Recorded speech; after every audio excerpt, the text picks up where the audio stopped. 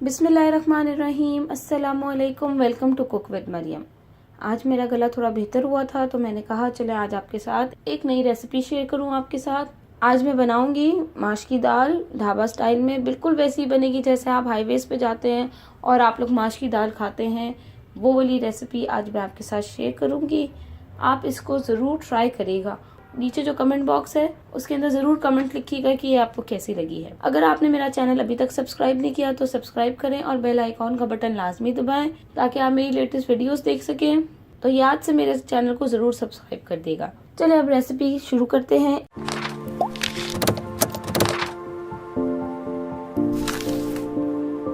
इस रेसिपी बनाने के लिए जो जो चीज़ें चाहिए हैं वो ये हैं। माश की दाल मैंने हाफ केजी ले लिया है। इसको अच्छी तरह से वॉश करके मैंने भिगो के रखा है, आधा घंटा हो गया है इसको। 3 मीडियम साइज के अनियन ले लिए हैं, इसको फाइनली स्लाइस मैंने कर लिया है। आप भी इसको इसी तरह से फाइनली स्लाइस कर लिएगा। 3 से 4 टमाटर ले लिए हैं, इनके मैंने छिलका उतार के इनको फाइनली चॉप्ड कर लिया है। 1 टेबलस्पून लहसुन अदरक ले लिया है। घी हाफ कप, आप ऑयल में भी बना सकते हैं। सॉल्ट 2 टेस्ट, कुटी हुई लाल मिर्चें 1 tablespoon, red chili powder 1 teaspoon, garam masala 1 teaspoon, हल्दी हाफ टी स्पून, कुटा हुआ धनिया है 1 टेबलस्पून। और यहाँ पे मैंने थोड़ा सा साबुत गरम मसाला भी लिया है जिसमें 1 बड़ी इलायची है, 2 दालचीनी के छोटे टुकड़े हैं और 5 से 6 लौंग हैं। फ्रेश धनिया ये मैंने हाफ कप ले लिया है। 2 टेबलस्पून जो है ये मैंने कसूरी मेथी 2 टेबलस्पून, हरी मिर्चें 4 से 5 आप स्लाइस कर लीजिएगा, फाइनली स्लाइस कर। यहाँ पे मैंने एक पैन ले लिया है, इसके अंदर मैं बनाऊंगी माश की दाल ढाबा स्टाइल, बहुत ही मजे की। अब इसके अंदर मैं सबसे पहले ये जो घी ये ऐड कर दूंगी। आप इसके अंदर ऑयल भी ऐड कर सकते हैं। फ्लेम को थोड़ा तेज करूंगी और इसको गर्म करूंगी थोड़ा सा। जब ये मेल्ट हो जाएगा तो इसके अंदर ये घी जो है गरम हो गया है। अब मैं ये जो अनियंस ये ऐड कर दूंगी। अब हम इसको गोल्डन ब्राउन कलर देंगे। ये देखिए गोल्डन कलर आना शुरू हो गया है। बस थोड़ा सा और आपने इसको फ्राई करना है। आपने बहुत ध्यान रखना है कि बहुत ज्यादा इसका डार्क कलर नहीं होना चाहिए, अच्छा सा गोल्डन कलर होना चाहिए। स्पून आपने चलाते रहना है जब ये इसका ये फॉर्म आ जाए कि हल्का हल्का सा ये गोल्डन ब्राउन जब होने लगे तो आप इसमें स्पून चलाते रहिएगा ताकि ये एक अच्छा सा कलर इसका एक जैसा आ जाए। आपने प्याज को अच्छा सा स्लाइस किया होगा फाइनली, तो आपका बहुत अच्छा सा प्याज फ्राई होगा।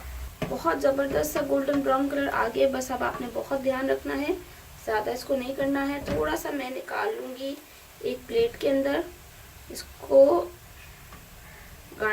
इसके ऊपर डालने के लिए थोड़ा सा मैं टिश्यू पे निकाल लूंगी। ये मैं ऊपर से डालूंगी इसका। अब मैं इसके अंदर फौरन टमाटोज ऐड कर दूंगी।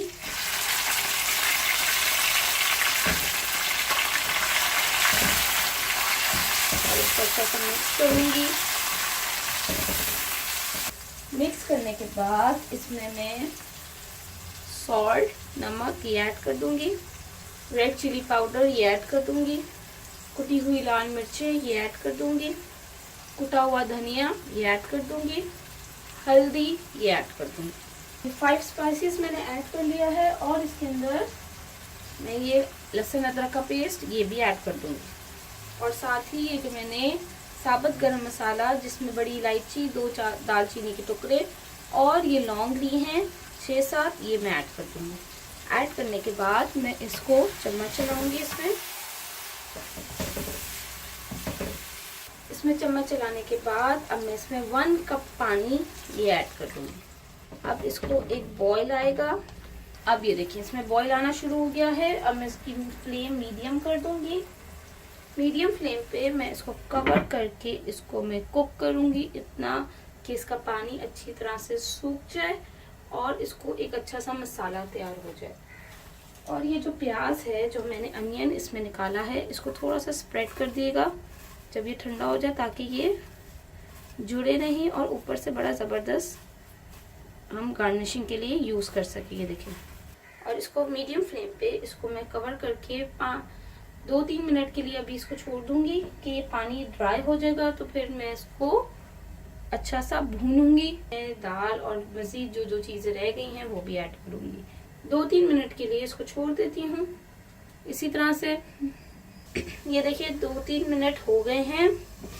अब हम इसको खोलेंगे।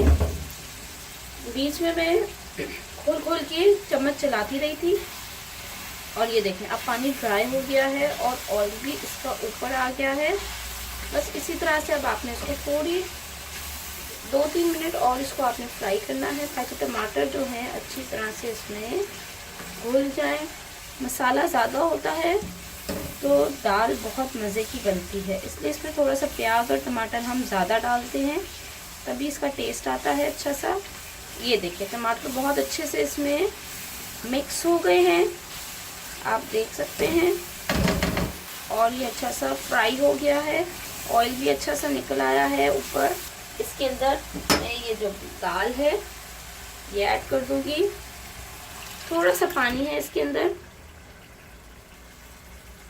अब आपने यहाँ पे बहुत ध्यान रखना है कि आपने बहुत ज़्यादा पानी नहीं डालना।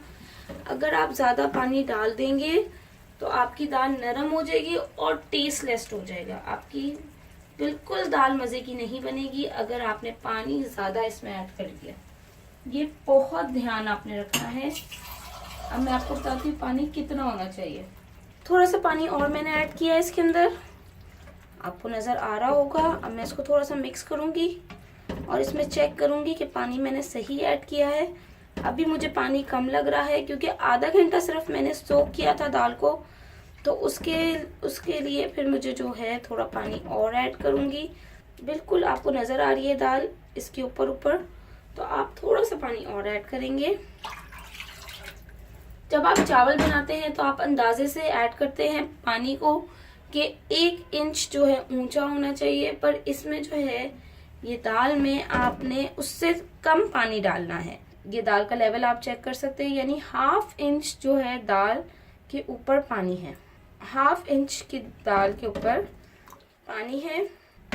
अगर आपको अंदाजा नहीं हो रहा तो आप पानी कम ऐड करिएगा, और अगर आपको फिर दाल कच्ची लगे तो फिर आप और डाल देगा। आप ये देखिए स्पून मैंने इसमें डाला है तो इसमें पता चल रहा है कि ये 1/2 इंच जो है इसके नीचे दाल है। 1/2 इंच के बाद जो है दाल आ जाएगी, तो ये बिल्कुल सही है। अब आप इसको फ्लेम को तेज कर देगा और बॉईल आने का वेट करें। अब मैं इसको कवर करके इसका पानी अच्छे से ड्राई करूंगी। इसको कवर करके मैं रख दूंगी इसी तरह से, और इसका पानी जब अच्छा सा ड्राई हो जाएगा फिर मैं आपको दिखाती हूँ। ये देखिए माश की दाल तकरीबन रेडी हो गई है। इसका पानी आप देख सकते हैं बहुत अच्छे से ड्राई हो गया है, ऑयल ऊपर आना शुरू हो गया है। थोड़ी सी ये कच्ची है, थोड़ी सी ये खड़ी खड़ी है, आपने इसी तरह से खड़ी खड़ी थोड़ी रखनी है और इसको अब आपने दम देना है। थोड़ी खड़ी खड़ी है, अब आपने इसको क्या करना है कि आपने फ्लेम को कर देना है बिल्कुल आहिस्ता, दम वाली फ्लेम कर देनी है। यहाँ पे जो है मेरे पास जो मेथी, कसूरी मेथी ये है, इसको मैंने पानी में थोड़ी देर डिप करके रखा था। क्यों? क्योंकि इसके अंदर थोड़ी सी मिट्टी होती है, वो नीचे बैठ जाती है, तो इसको वॉश करने का तरीका यही है। ये देखिए अब मैं क्या करूँगी, ऊपर ऊपर से स्पून की मदद से इसके अंदर से ये निकाल लूँगी और इसमें डाल दूँगी। ये इसका वॉश करने का तरीका होता है मेथी को, कि आप बस ऊपर से इसको निकाल लें। अच्छे से आपने डिप करके रखना है थोड़ी देर इसको, और जब ये ऊपर आ जाए तो आपने इसको इस तरह से निकाल देना है। और यहाँ पे जो है मैं ये धनिया, फ्रेश धनिया, कोरिएंडर ये भी डाल दूँगी, और थोड़ा सा मैं गार्निशिंग के लिए रखूँगी। ये थोड़ा सा मैंने गार्निशिंग के लिए रखा है। और मैं ये जो हरी मिर्चें हैं ये भी ऐड कर दूँगी, और थोड़ी सी मैं गार्निशिंग के लिए रख दूँगी। और यहाँ पे जो गरम मसाला है ये मैं ऐड कर दूँगी। अब आपने क्या करना है, एक अच्छा सा मिक्स करना है इसको, सब चीज़ें इसमें अच्छे से मिक्स हो जाएं। ये देखिए सब अच्छे से मिक्स हो गया है इसके अंदर। अब आपने इसको लेवल करके कवर करके 2-3 मिनट के लिए इसको दम दे दें, और बस इसकी ये आपकी दाल रेडी हो गई है। अब मैं आपको इसको 2 मिनट बाद इसको मैं सर्व करके आपको दिखाती हूँ। ये देखिए मज़ेदार सी माश की दाल को मैंने बाउल के अंदर डाल दिया है। अब मैं इसके ऊपर ये धनिया ये स्प्रेड कर दूंगी और थोड़ी सी हरी मिर्चें और जो हमने प्याज लाल करके रखा था वो, और इसको कवर कर देते हैं ताकि ये गर्म रहे।